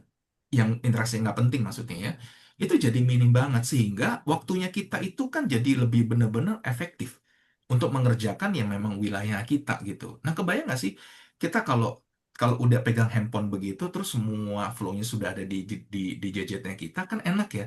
Kita sambil progres prospek klien ya, meeting sama orang. Nah, kita cuma tinggal waktu dikit ngelirik, cuma ngelihat udah tahu progresnya. Dibandingkan lagi meeting sama klien atau lagi prospek, terus kita harus berhenti sebentar telepon. Sekali telepon aja mungkin nggak cukup 5 menit loh, gitu ya. Nah, itulah bisa mempercepat dan efisiensi.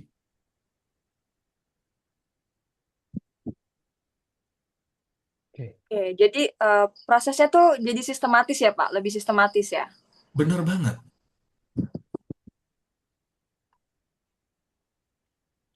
Sebelum saya punya pertanyaan terakhir nih Pak sebelumnya nih. Sebelum kita Oh, tutup acara, saya ada satu pertanyaan terakhir nih buat Pak Ari nih. Bagaimana sih harapan Pak Ari nih untuk broker properti di Indonesia ke depannya? ya, ini satu pertanyaan yang jadi eh, balik lagi ya, gitu.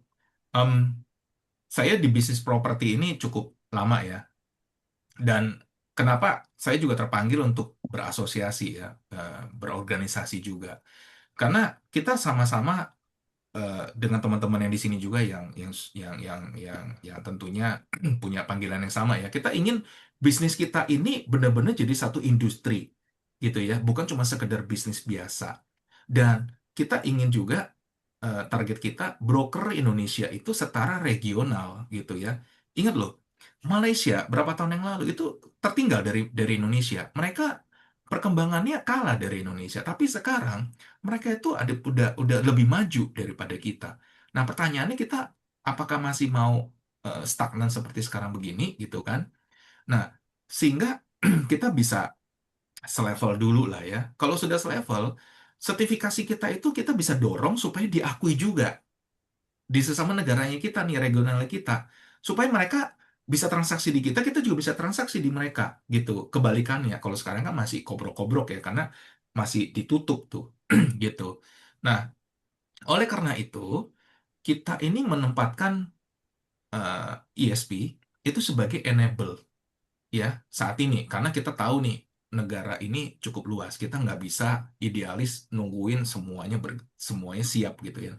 Paling tidak itu kita punya ESP sebagai wadah. Nah, ESP ini yang kita fungsikan sebagai enable dulu ya. Dari sini kita isi dengan virus-virus yang positif gitu kan, dengan kita bangun tim-timnya ya, kantor-kantor broker yang baik-baik gitu kan. Dan kita berkembang bersama. Dengan kita berkembang bersama, ya otomatis kan akan memberikan dampak nih buat lingkungan yang lain gitu. Mereka melihat nih, oh begini loh sebenarnya, oh begini loh. Sebenarnya bisnis itu fun, bisnis itu mudah gitu kan. Asal kita bergaul dengan orang yang tepat gitu. Ya, jadi harapannya saya broker kita naik level dunia juga. Kemudian brokernya kita bisa dipercaya sama investor ya, sama pengguna jasa, nggak cuma mereka deg-degan. Jadi kalau perlu itu ya, ini di gambarannya saya nih Dew, jadi Ya. sambil nodong dikit nih ke Pak Hendra gitu kan, Pak Hendra nanti nextnya tuh agentnya yang powered by ISP itu kalau bisa itu ada bintangnya Pak. Wah, Ariko bintang 5 gitu kan. Nah, kalau saya ini bisa dikasih penilaian gitu kan, bahkan kalau perlu kita balik juga, konsumen pun kita kasih penilaian gitu. Jadi apa? Kita bisa saling jaga. Dewi begitu ketemu konsumen yang pernah berurusan sama saya, Dewi bisa lihat, dulu dia transaksi sama Ari dikasih bintang 4. Wah, saya mesti hati-hati nih, there is something wrong gitu kan. Jadi bisa buat pencegahan gitu. Ya, atau wah ternyata ada yang jelek nih, kita bisa blacklist gitu. Nah, harapannya kita bisa seperti gitu. Kalau bisa sampai ke situ, kita akan dipercaya oleh para pelaku bisnis. Kita juga akan sangat dan didukung dan diakui oleh para regulator. Kalau kayak sekarang, regulator itu jujur sudah mulai perhatiin ke kita, tapi jujur ya, sorry itu saya bicaranya itu belum total. Kenapa? Nilai bisnis kita itu mereka tahu besar, tapi faktanya nggak ada. Gitu loh. Faktanya nggak ada apa? Karena nilai transaksinya nggak jelas. Gitu. Ya. Nah, jadi teman-teman, yuk kita mulai yang sudah terjun di bisnis ini, jangan cuma jadi jago jualan, tapi juga bisa kelola bisnisnya gitu. Karena kan kita pingin bisnis kita bertumbuh dan berkembang gitu. Oke. Oke, terima kasih Pak Ari. Luar biasa nih penjelasannya malam hari ini. Isinya tuh sampai ke inti-intinya Pak Ari jelaskan lah. Luar biasa ya Pak Hendra Iya, ya. dalam sekali ya, Dewi ya. Iya, Mm. Ini masih ada beberapa pertanyaan nih Pak Ari. Oh, kita memang sudah sampai 9.30 saat ini, tapi Oke. karena ada dua keasikan ya Pak. karena keasikan dan luar biasa nih penjelasan, pemaparan dan insight-insight Pak Ari nih. Dari Pak Wido ya, Yobolen. Kita sudah melakukan upaya promosi listing kita di beberapa portal, Open Table dan juga canvassing, tapi kurang mendukung Purna Jual. Apa ada wadah atau tempat yang lebih luas jangkauannya untuk listing yang kami miliki? Terima Hmm, kasih dari Pak Yobolen. oke, thank you Pak Wido. Ya, jadi kita kalau bicara itu kan sebenarnya channel ya, channel pemasarannya kita gitu ya. Nah, bisnis yang sehat itu sebenarnya kita back to basic gitu. Nah, apakah timnya kita itu sudah melakukan apa namanya follow up leads, prospek dia gitu atau CRM? Ini saya bicara CRM itu dalam pengertian konsep kerjanya ya, bukan aplikasi CRM-nya. Karena percuma lu mau punya aplikasi sebagus apapun, tapi orang yang melakukan tidak menjalankannya gitu ya. Nah, jujur kalau kita bisa bangun satu sistem dan training agent kita juga dengan baik ya, basic itu sebenarnya yang kuat. Karena gini loh, Anda mau terjun di dalam persaingan yang rimba berantara yang besar tersebut, akhirnya kita harus terpaksa ikut daripada ritmenya dia, gitu kan? Atau kita mulai bertahap, ya kita mulai dari kita perkuat dulu gitu. Nah, karena kalau kita lihat itu banyak agent yang maunya jalan pintas. Jalan pintasnya apa? Terima listing, langsung dia share listing di portal, kemudian berharap dapat leads dari situ ya, atau bahkan ada beberapa yang langsung bakar duit, bikin ads langsung gerak. Pertanyaannya teman-teman, teman-teman yang lain itu otaknya sama nggak? Kalau pada bakar duit, yang kaya itu siapa? Yang terima bakaran duit yang kita. Makanya harga ads ayah itu naik melulu. Dulu harga ads itu cuma berapa? Cuma 900, 500, 900. Sekarang udah berapa? Udah 50.000, 100.000. Gitu loh. Nah, itu kan akhirnya kita jadi fighting sendiri. Yang happy ya yang terima duit. Gitu kan. Tapi sudah belum kita back to basic-nya kita. Ya, digital itu penting betul, tapi jangan kita terlalu bergantung sepenuhnya gitu, tanpa kita realistis bahwa ada hal-hal yang kita bisa lakukan. Contoh paling simple, pasang spanduk, ya kan, eksis di area gitu ya. Relasi, sudah bangun belum relasi dengan sesama agent? Jujur, ini gue jadi agak curhat dikit nih, Pak Hendra nih. Curcol lah ya. Agent itu ya, kalau join di grup, kadang-kadang itu bukannya perkenalan, Pak Hendra. Halo, perkenalkan, nama saya Ari. Saya punya spesialisasi bla bla bla bla bla. Tapi begitu join ke grup, yang dilakukan apa? Langsung di spam. Listing gua bla bla bla bla bla. Gila, sekali nge-spam listing itu bisa 100 200. Eh, emangnya ada yang mau peduli sama listing lu? Gitu kan? Orang kenal lu aja enggak gitu. Terus apa yang diharapkan? Kasarnya gitu kan. Tapi coba deh, nggak usah sharing listing yang terlalu berlebihan. Apalagi listingannya itu kesannya cuman copy paste doang, ceplok gitu kan. Tapi kita punya listing, namun kita lihat nih, mana listing yang kita lagi fokuskan. Dan edit value-nya apa? Selling point atau unique selling point-nya apa? Terus kita sharing. Teman-teman, gue lagi dapat listing bagus loh. Gini, gini, gini, gini. Ayo, kobrok yuk. Ini pasti lu bisa jual. Begitu kan? Jadi yang punya buyer pun tahu, oh nilainya begini. Gitu. Kalau enggak kan yang dilihat skor banyak begitu, nggak tahu nilainya apa. Ya, ini yang sering terjadi.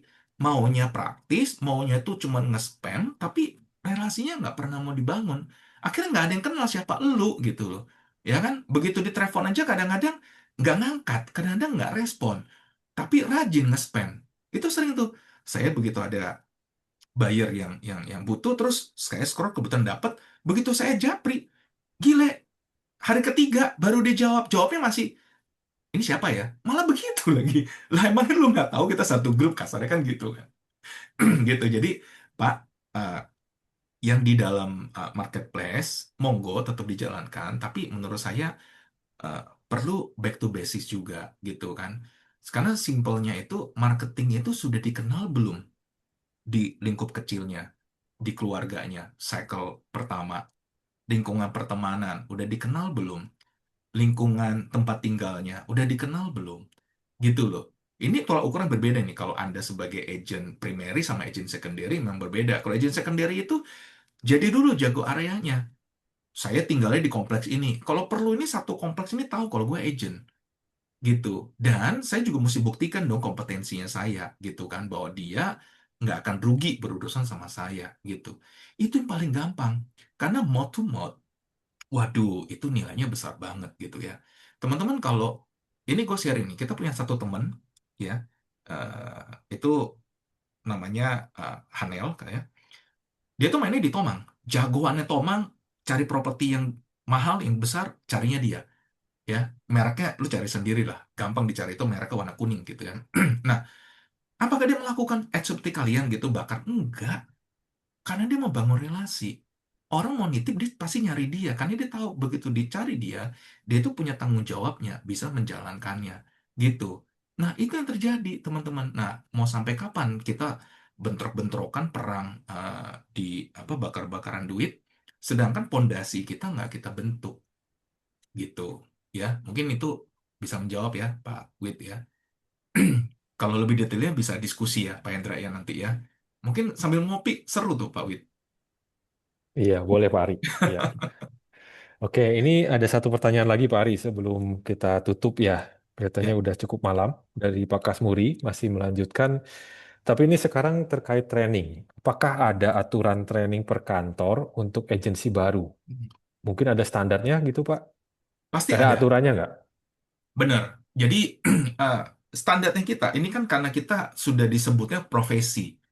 Jadi kita punya yang namanya Standar Kerja Kompetensi Nasional atau SKKNI ya Indonesia. Nah, jadi kita saat ini itu yang di bidang broker properti, kita ada SKKNI nomor 237 tahun 2024 yang sudah terbit ya.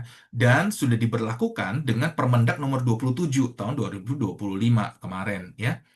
Artinya SKKNI tersebut sudah diberlakukan. Nah, di SKKNI tersebut teman-teman bisa akses ya, bisa cek di data, ketik aja SKKNI 237 gitu ya, atau SKKNI perusahaan perantara perdagangan properti gitu. Nah, di situ teman-teman bisa baca tuh ya, kompetensinya apa. Buat di situ ada namanya broker properti ya atau yang dikenal P3. P3 itu adalah perantara perdagangan properti. Ya kita-kita ini nih, agent ketika brokerage, kita di P3 gitu kan. Nah, P3 itu ada 24 unit. Nah, 24 unit itu apa-apa saja. Nah, teman-teman bisa pelajarin di situ ya.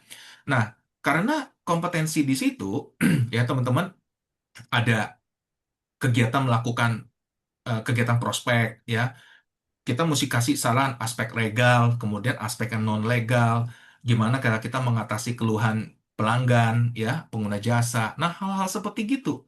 Itu kompetensi kita tuh 24 unit. Nah, agent wajib menguasai ya 24 unit tersebut.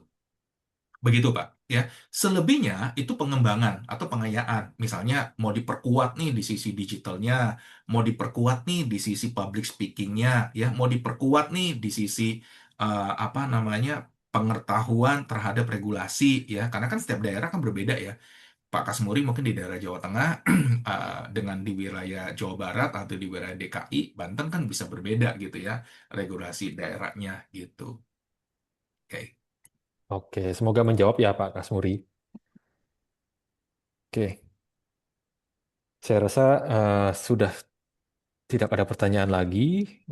Ya, sama-sama terima kasih Pak Kasmuri. Sobat properti, dari ngobrol malam ini tuh kita bisa simpulkan satu hal ya. Jualannya tuh boleh cepat, tapi pondasinya juga harus kuat ya Pak ya. Dunia Betul broker Dewi, iya. properti, dunia broker properti itu sudah masuk ke fase yang baru, yang siap sistem, siap kompetensi, dan siap regulasi juga. Dia yang akan bertahan dan dia akan bertumbuh. Gitu. Pak Ari, mungkin ada pesan bagi sobat properti yang hadir pada malam hari ini? Oke, ya saya paling share sama teman-teman ya. Pertama, teman-teman yang tadi saya sampaikan, berani move, berani keluar dari zona nyaman. Jadi Anda jangan pernah takut untuk berubah, ya, berubah dalam posisi lebih baik ya. Lalu bangun pondasi, jangan tunggu-tunggu lagi, bangun pondasi dari sekarang. Dan satu hal yang saya rasa tentu kita bisa sepakati bareng ya, industri ini masih sangat besar peluangnya, gitu. Makanya nih kita lagi ngumpul semua di bidang ini, gitu. Oke, terima kasih banyak buat Pak Ari atas sharingnya yang sangat jujur nih ya, terus praktis juga dan relevan banget nih buat kita semua. Dan terima kasih juga kepada seluruh ISPN dan Sobat Properti semua yang telah meluangkan waktunya pada malam hari ini. Kami, saya Dewi dan Pak Hendra mewakili ISP Indonesia pamit undur diri. Sampai jumpa di episode Inspirasi Properti berikutnya. Salam properti, tetap fokus, tetap naik kelas. Selamat malam. Thank you Selamat semuanya. malam, terima Selamat kasih malam semua. ESPN Ya, Sobat Properti. terima kasih Pak Ari, Dewi, Selamat malam Thank you, semuanya. thank you, Yestian, dan Terima Sobat kasih. Properti Indonesia. Ya, selamat istirahat semuanya. Terima kasih.